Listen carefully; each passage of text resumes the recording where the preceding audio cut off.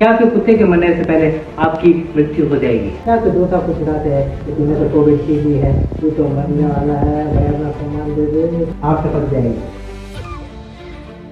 आखिर आपके कितने दिन बाकी हैं इसके जॉब ढूंढने के लिए अस्पताल के साथ चलते हैं। क्या वाकई में वैक्सीन लेने से हो रहे हैं पते साफ? क्या नासा का हाथ है इसमें या फिर गवर्नमेंट कोई खेल खेल रही है हमारे साथ? देखो भैया, बेचारे मोदी जी ने पहले ही कहा था बच्चे 2 ही अच्छे, बट आपको तो सुननी नहीं है। तो यहाँ पे मोदी जी खुद उतर गए हैं ग्राउंड में पॉपुलेशन कम करने के लिए। क्या कोवैक्सीन लेने वाले बच जाएंगे और वहीं दूसरी तरफ कोविशील्ड लेने वाले?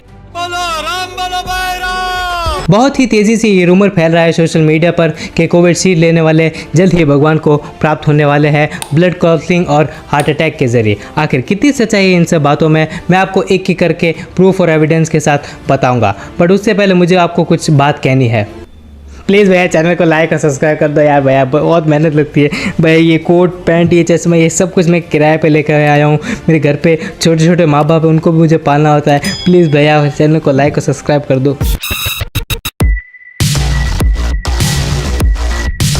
तो पोकी स्टार्ट करते हैं। देख देख देख कैसे खुश हो रहा। चलो दोस्तों शुरू करते हैं। एक्चुअली टीटीएस ब्लड क्लॉटिंग का फर्स्ट केस रजिस्टर हुआ यूके में, जो कि जिम स्कॉट नाम के बंदे के पास, जो कि 2 बच्चों का बाप है। देखिए वो बेचारा भी मोदी जी का नारा फॉलो कर रहा है, बट आप कुछ तो शर्म कर लो भाई साहब, शर्म करो। सो बेसिकली उन्होंने कंप्लेंट फाइल की है against the British Sweden multinational pharma and biotechnology company के खिलाफ। स्कॉट ने बताया कि उन्हें ब्लड क्लॉटिंग और ब्लीडिंग हो रही है ब्रेन में। ना केवल स्कॉट बल्कि एस्ट्राजेनेका फार्मा पर 51 से ज़्यादा केसेस दर्ज हुए हैं। इवन 1000 करोड़ से ज़्यादा कंसेशन मांग रहे हैं वहाँ पर जिन लोगों को साइड इफेक्ट हुआ है। एक्चुअली एस्ट्राजेनेका और यूनिवर्सिटी ऑफ कैम्ब्रिज ने मिलकर ये फार्मूला तैयार किया था वैक्सीन का एक साथ। वैक्सीन लेने के बाद काफ़ी पेशेंट्स को ब्लड क्लॉटिंग की कंप्लेंट्स देखते हुए काफ़ी कंट्रीज़ ने ये वैक्सीन बैन कर दी थी। सबसे पहले डेनमार्क ने बैन की, उसके बाद Ireland, Thailand, Netherlands, Norway, Ireland, Congo, Bulgaria, Italy,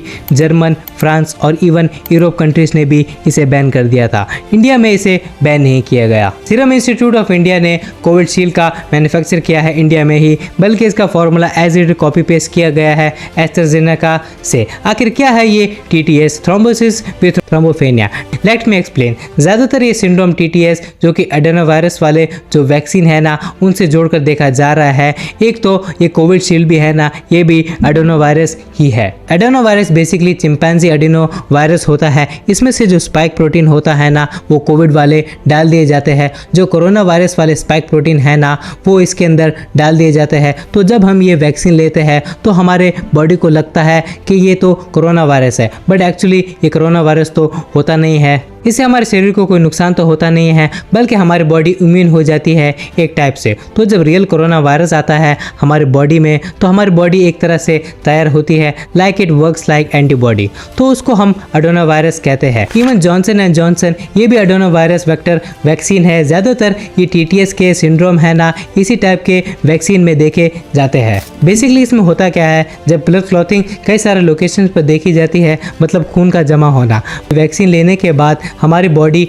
react करती है एडेनोवायरस की वजह से, जो कि इसके कारण ब्लड क्लॉटिंग हो सकती है जिसमें हमारा ब्लड फ्लो रुक सकता है और इसे ब्रेन स्ट्रोक भी हो सकता है। सेकेंडली जब बॉडी के दूसरे पार्ट में ब्लड क्लॉटिंग हो जाती है तो वहाँ पे हार्ट अटैक आ जाता है और वहीं दूसरी तरफ प्लेटलेट्स भी कम हो जाती है। जब ब्लड क्लॉटिंग होती है तो हम उसे कहते हैं थ्रोम्बोसिस, और जब प्लेटलेट्स कम हो जाती है तो हम उसे कहते हैं thrombocytopenia. That's why it is called TTS, thrombosis with thrombocytopenia syndrome. देखो ये पहली बार नहीं हुआ है कि वैक्सीन के चलते साइड इफेक्ट ना हो। साइड इफेक्ट तो होते ही है, आप पास में कोई भी वैक्सीन उठा के देख लीजिए। बट यहाँ पर इंटरेस्टिंग फैक्ट ये है, आज तक किसी भी कंपनी ने एक्सेप्ट नहीं किया है कि हमारी वैक्सीन की वजह से साइड इफेक्ट हुए हैं। बट यहाँ पर एस्ट्राजेनेका ने ओपनली एक्सेप्ट किया है कि हाँ यहाँ पे इफेक्ट हो रहे हैं, बट यहाँ पे बहुत रेयरेस्ट चांस है। एक्चुअली उनको भी पता नहीं है आखिर ये साइड इफेक्ट क्यों हो रहा है। अब सिम्टम्स देखते हैं क्या है आखिर टीटीएस के सिम्टम्स। जैसे जैसे कि हेडेक होता है, धुंधला सा दिखने लगता है,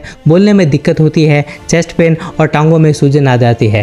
फैक्ट चेक, भारत में 80% लोगों को कोविशील्ड ही लगी है। तो बेसिकली गिलाधीश्वर जो कि इन्फेक्शियस डिजीज स्पेशलिस्ट है, उनका कहना है कि जब किसी डिजीज की वैक्सीन बनती है तो यूजुअली उसे 5 से 10 साल लग जाते हैं बनने में। सो एक्चुअली यहाँ पे हुआ क्या, जब यहाँ पे पूरी दुनिया भर में कोरोना का डेल्टा बहुत तेजी से फैल रहा था, लोगों में महामारी मच गई थी, बहुत ही क्रिटिकल सिचुएशन होने के कारण, तो यहाँ पर सेकंड फेज में ही कंपनी को ऑथराइजेशन दे दी गई थी कि आप वैक्सीन को लॉन्च कर दीजिए। बेसिकली ये प्रोसेस बहुत बड़ा होता है, इसमें 5 से 10 साल का टाइम लग जाता है कभी कभी। मैं आपको बताता हूँ स्टेप बाय स्टेप आखिर इसका प्रोसेस क्या होता है। सबसे पहले ये प्रूफ ऑफ कॉन्सेप्ट होता है लैब में, फिर एनिमल पर ट्रायल किया जाता है, फिर फर्स्ट और सेकंड फेज से इसे गुजारते हैं वैक्सीन को, फिर थर्ड फेज में इसमें ह्यूमन पर ट्रायल होता है, at last post market analysis के लिए भेज दिया जाता है। कई बार तो यहाँ तक आते आते ही वैक्सीन रिजेक्ट हो जाती है। इमरजेंसी की वजह से यहाँ पर सेकंड फेज में ही उसको ऑथराइजेशन दे दी गई और वहाँ पे लॉन्च करने की परमिशन भी दे दी गई।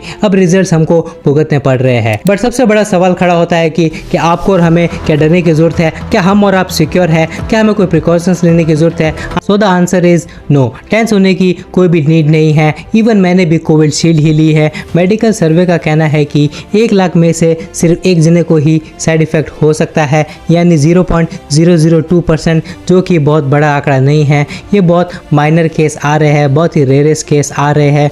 नो डाउट साइड इफेक्ट बहुत ज़्यादा है और सीरियस है और भयानक भी है, बट स्टिल। अच्छा, अब आप बोलोगे कि इतने सीरियस साइड इफेक्ट हो रहे हैं तो ये वैक्सीन लगा ही क्यों? Let me explain your why. आपको बता दूं दोस्तों, केवल यूरोप में ही 1.4 मिलियन लोगों की जान बच गई है इस वैक्सीन से। वर्ल्ड वाइड देखेंगे तो आप ये आंकड़ा बहुत बड़ा हो जाएगा। जी हाँ दोस्तों, बट वहीं दूसरी तरफ लोगों की जान भी जा रही है, लोग इसके शिकार भी हो रहे हैं वैक्सीन के। नो डाउट लोग सफ़र भी कर रहे हैं, बट स्टिल आप ये भी तो देखिए कितने लोगों की जान बच रही है। मैं ये नहीं कहता वो लोग मैटर नहीं करते, मैटर करते हैं, बट आप ओवरऑल कंक्लूजन भी तो देखिए। फॉर एग्जाम्पल, आप यहाँ पे 1 लाख लोग हैं, वहीं दूसरी तरफ उसमें से एक की जान को खतरा है, तो आप खुद सोचिए, कॉमन सेंस लगाएंगे तो आप क्या चूज़ करेंगे? इवन WHO ने भी कहा कि इसके भले ही साइड इफेक्ट हो, बट एडवांटेज ज़्यादा है इसके एज कम्पेयर टू डिसएडवांटेजेस। तो दोस्तों टेंशन मत लो और ना ही टेंशन दो, और ये मिस इन्फॉर्मेशन फैलाना बंद कर दो कि जिसने कोविशील्ड ली है उसका तो टाइम आ गया। डरो मत भैया, जब अपना टाइम आएगा